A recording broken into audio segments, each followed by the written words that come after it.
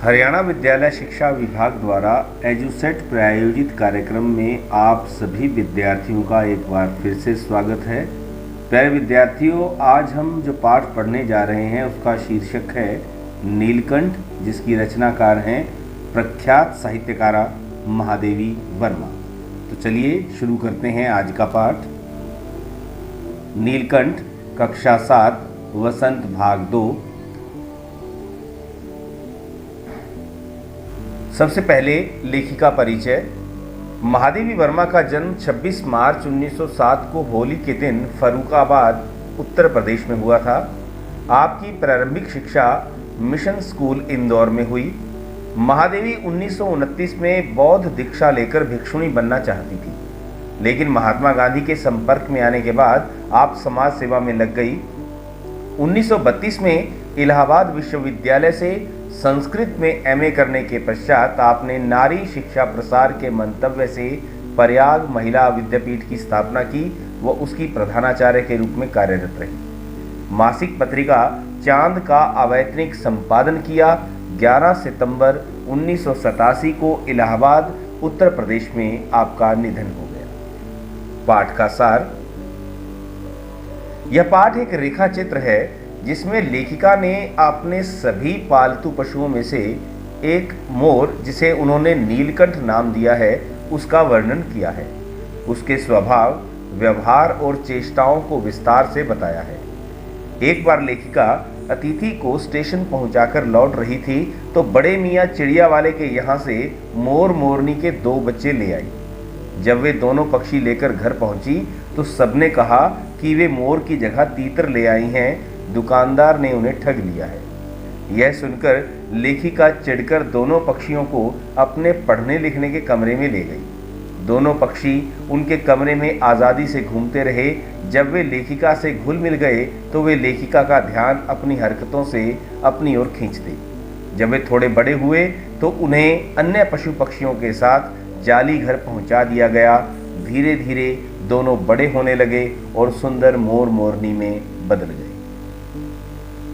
मोर के सिर की कलगी बड़ी और चमकीली हो गई थी, चोंच और तीखी हो गई थी, गर्दन लंबी नीले हरे रंग की और पंखों में चमक आने लगी थी।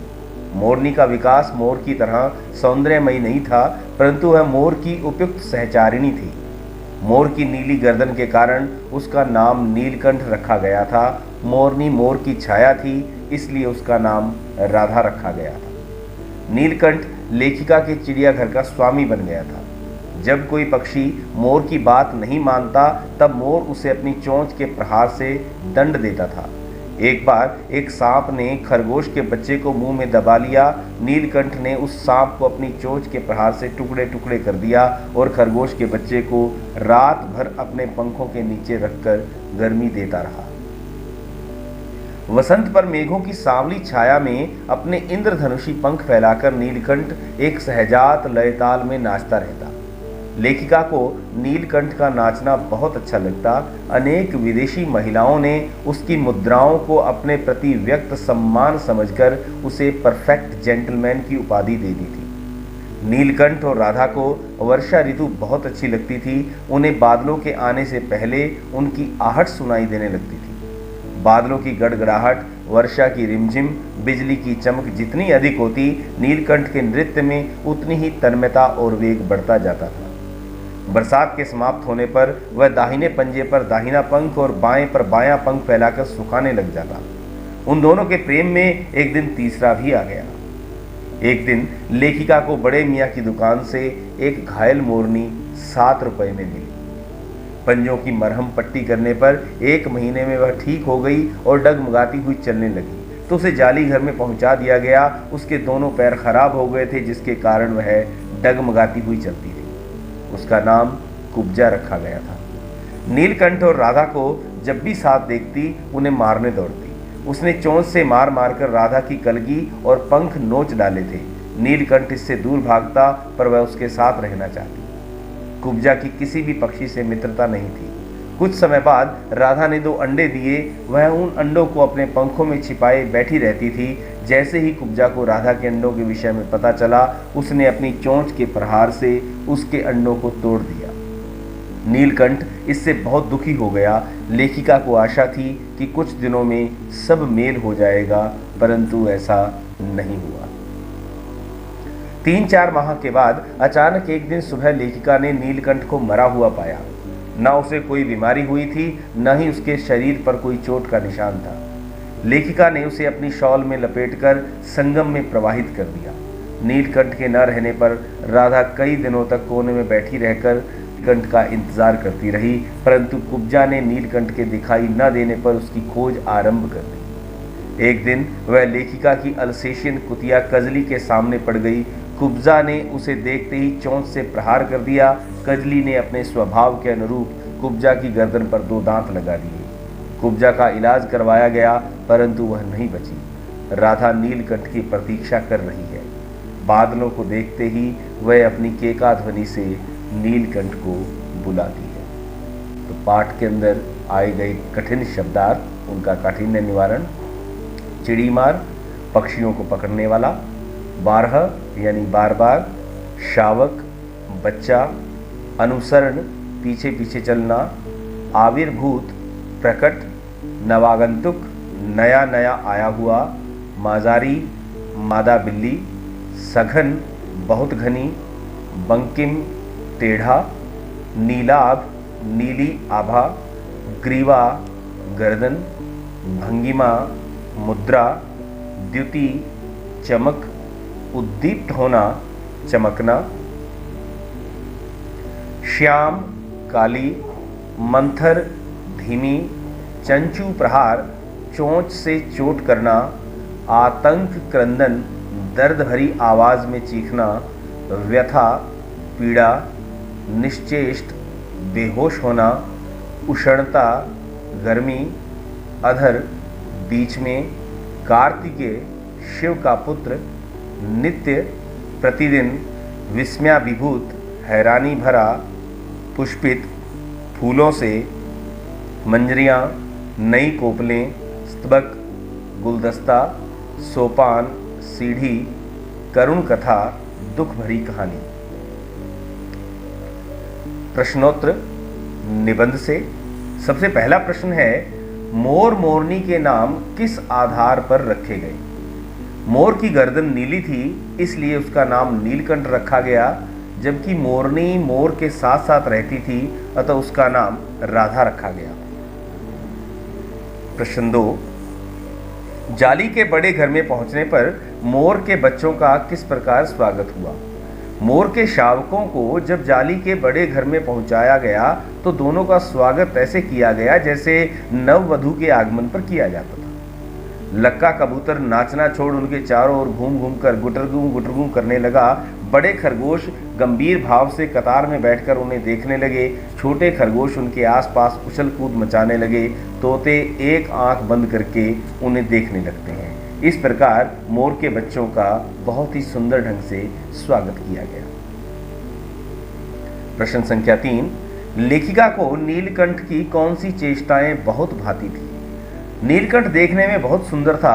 वैसे तो उसकी हर चेष्टा ही अपने आप में आकर्षक थी, लेकिन महादेवी को निम्न चेष्टाएं अत्यधिक भाती थी, जैसे उसका गर्दन ऊंची करके देखना, विशेष भंगिमा के साथ गर्दन नीची कर दाना चुगना, पानी पीना, गर्दन को टेढ़ी करके शब्द सुनना, मेघों की गर्जन ताल पर उसका इंद्रधनुष के गुच्छे जैसे पंखों को मंडलाकार बनाकर तन्मय नृत्य करना, महादेवी के हाथों से होले होले चने उठाकर खाना और महादेवी के सामने पंख फैलाकर खड़े होना, ये सभी चेष्टाएं लेखिका को बहुत भाती थी। प्रश्न संख्या 4, इस आनंदोत्सव की रागिनी में बेमेल स्वर कैसे बज उठा? वाक्य किस घटना की ओर संकेत कर रहा है? जब लेखिका ने बड़े मियाँ से एक अधमरी मोरनी खरीदी और उसे घर ले गई, उसका नाम कुब्जा रखा गया। उसे नीलकंठ और राधा का साथ रहना नहीं भाया। वह नीलकंठ के साथ रहना चाहती थी, जबकि नीलकंठ उससे दूर भागता था। कुब्जा ने राधा के अंडे तोड़कर बिखेर दिए। इससे नीलकंठ की प्रसन्नता का अंत हो गया, क्योंकि राधा से दूरी बढ़ गई थी। कुब्जा ने नीलकंठ के शांतिपूर्ण जीवन में ऐसा कोलाहल मचाया कि बेचारे नीलकंठ के जीवन का अंत ही हो गया। प्रश्न संख्या 5, वसंत ऋतु में नीलकंठ के लिए जाली घर में बंद रहना असहनीय क्यों हो जाता था? जब वसंत ऋतु में आम के वृक्ष सुनहरी मंजरियों से लद जाते थे और अशोक के वृक्ष नए पत्तों से भर जाते थे, तब नीलकंठ जाली घर में अस्थिर हो जाता था। वह वसंत ऋतु में किसी घर में बंदी होकर नहीं रह सकता था। उसे पुष्पित और पल्लवित वृक्ष भाते थे, तब उसे बाहर छोड़ देना आवश्यक हो जाता था। प्रश्न संख्या 6, जाली घर में रहने वाले सभी जीव एक दूसरे के मित्र बन गए थे, पर कुब्जा के साथ ऐसा संभव क्यों नहीं हो पाया? जाली घर में रहने वाले सभी जीव जंतु एक दूसरे के मित्र बन गए थे, पर कुब्जा के साथ ऐसा संभव नहीं हो पाया, क्योंकि कुब्जा किसी से मित्रता करना ही नहीं चाहती थी। वह सबसे लड़ती रहती थी। उसे केवल नीलकंठ के साथ रहना पसंद था। वह और किसी को उसके पास नहीं जाने देती थी। किसी को उसके साथ देखते ही वह चोंच से मारना शुरू कर देती थी। प्रश्न संख्या 7, नीलकंठ ने खरगोश के बच्चे को सांप से किस प्रकार बचाया? इस घटना के आधार पर नीलकंठ के स्वभाव की विशेषताओं का उल्लेख कीजिए। एक बार सांप जाली घर के भीतर आ गया। सब जीव जंतु भागकर इधर उधर छिप गए। केवल एक शिशु खरगोश सांप की पकड़ में आ गया। सांप ने उसे निगलना चाहा और उसका आधा पिछला शरीर मुंह में दबा लिया। नन्हा खरगोश धीरे धीरे चीं चीं कर रहा था। सोए हुए नीलकंठ ने दर्द भरी व्यथा सुनी तो वह अपने पंख समेटता हुआ झूले से नीचे आ गया। अब उसने बहुत सतर्क होकर सांप के फन के पास पंजों से दबाया और फिर अपनी चोंच से इतने प्रहार उस पर किए कि वह अधमरा हो गया और फन की पकड़ ढीली होते ही खरगोश का बच्चा मुख से निकल आया। इस प्रकार नीलकंठ ने खरगोश के बच्चे को सांप से बचाया। इस घटना के आधार पर नीलकंठ के स्वभाव की निम्नलिखित विशेषताएं उभरकर सामने आती हैं। पहली, सतर्कता। जाली घर के ऊंचे झूले पर सोते हुए भी उसे खरगोश की कराह सुनकर यह शक हो गया कि कोई प्राणी कष्ट में है। वह झट से झूले से नीचे उतरा। दूसरी, वीरता। नीलकंठ वीर प्राणी है। अकेले ही उसने सांप से खरगोश के बच्चे को बचाया और सांप के 2 खंड टुकड़े करके अपनी वीरता का परिचय दिया। कुशल संरक्षक। खरगोश को मृत्यु के मुंह से बचाकर उसने सिद्ध कर दिया कि वह कुशल संरक्षक है। उसके संरक्षण में किसी भी प्राणी को कोई भय नहीं था। भाषा की बात। प्रश्न संख्या 1, रूप शब्द से कुरूप, स्वरूप, बहुरूप आदि बहुत से शब्द बनते हैं। इसी प्रकार नीचे लिखे शब्दों से अन्य शब्द बनाइए। जैसे पहला शब्द है गंध, तो इससे हमने शब्द बनाए हैं सुगंध, दुर्गंध और गंधहीन। रंग से रंगना, रंगीला, नौरंग। फल से सफल, फलदार और फलित। ज्ञान से अज्ञान, ज्ञानवान, अज्ञानी। प्रश्न संख्या 2, विस्मयाभिभूत शब्द विस्मय और अभिभूत 2 शब्दों के योग से बना है। इसमें विस्मय के य के साथ अभिभूत के अ के मिलने से या हो गया। अ आदि वर्ण है, यानी कि जो सभी व्यंजनों के अंदर शामिल है, ये सभी वर्ण ध्वनियों में व्याप्त है। व्यंजन वर्णों में इसके योग को स्पष्ट रूप से देखा जा सकता है। जैसे क हलंत, इसके साथ जब अ जोड़ा गया है तो पूर्ण ध्वनि बनती है क, इत्यादि। अ की मात्रा के चिन्ह से आप परिचित हैं। अ की भांति किसी शब्द में आ के भी जुड़ने से आकार की मात्रा ही लगती है। जैसे मंडल जमा आकार, मंडलाकार। मंडल और आकार की संधि करने पर यानी कि जोड़ने पर मंडलाकार शब्द बनता है और मंडलाकार शब्द का विग्रह करने पर यानी कि उसको तोड़ने पर मंडल और आकार दोनों अलग अलग शब्द बनते हैं। तो नीचे दिए गए शब्दों के संधि विग्रह कीजिए। पहले संधि करनी है, उसके बाद संधि विग्रह। नील और आग, नीलाभ। नव जमा आगंतुक, नवागंतुक। अब विग्रह करना है मतलब तोड़ना है। सिंहासन, सिंह जमा आसन। मेघाच्छन्न, मेघ जमा आच्छन्न। तो यहाँ पे जो उदाहरण दिए गए हैं आपको, वो संधि और संधि विग्रह के उदाहरण दिए गए हैं, जिनको आपने अपने अध्यापक के दिशा निर्देशन में अच्छी प्रकार से करना है। तो अब बात करते हैं निबंध से आगे के प्रश्नों की। पहला प्रश्न है, यह पाठ एक रेखा चित्र है, रेखा चित्र की क्या क्या विशेषताएं होती हैं? जानकारी प्राप्त कीजिए और लेखिका के लिखे किसी अन्य रेखा चित्र को पढ़िए। रेखा चित्र एक सीधी कहानी न होकर जीवन के कुछ मुख्य अंश प्रस्तुत करती है।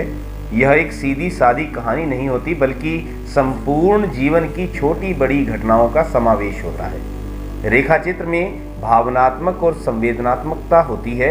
ये अत्यंत स्वाभाविक और सरल होते हैं। इनमें बनावट लेश मात्र भी नहीं होती।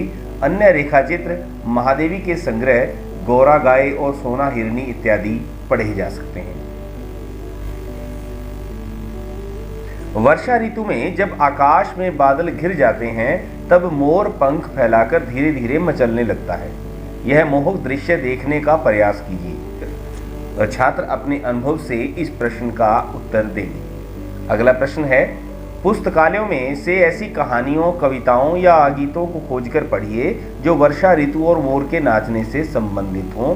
तो छात्र स्वयं पुस्तकालयों से जाकर अपने विषय अध्यापक के मार्गदर्शन में ऐसी कविताओं, कहानियों और गीतों का चुनाव करेंगे और उन्हें पढ़ेंगे। अनुमान और कल्पना। निबंध में आपने ये पंक्तियां पढ़ी हैं, मैं अपने शाल में लपेटकर उसे संगम ले गई। जब गंगा के बीच धार में उसे प्रवाहित किया, तब उसके पंखों की चंद्रिकाओं से बिंबित प्रतिबिंबित होकर गंगा का चौड़ा पाट एक विशाल मयूर के समान तरंगित हो उठा। इन पंक्तियों में एक भाव चित्र है।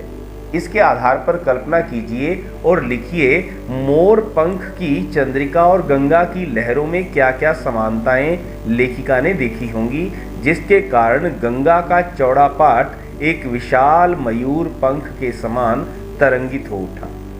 ये जो घटना है, ये जो वर्णन है उस समय का है जब नीलकंठ की मृत्यु हो जाती है और महादेवी वर्मा उसे गंगा में प्रवाहित करने के लिए लेकर जाती है।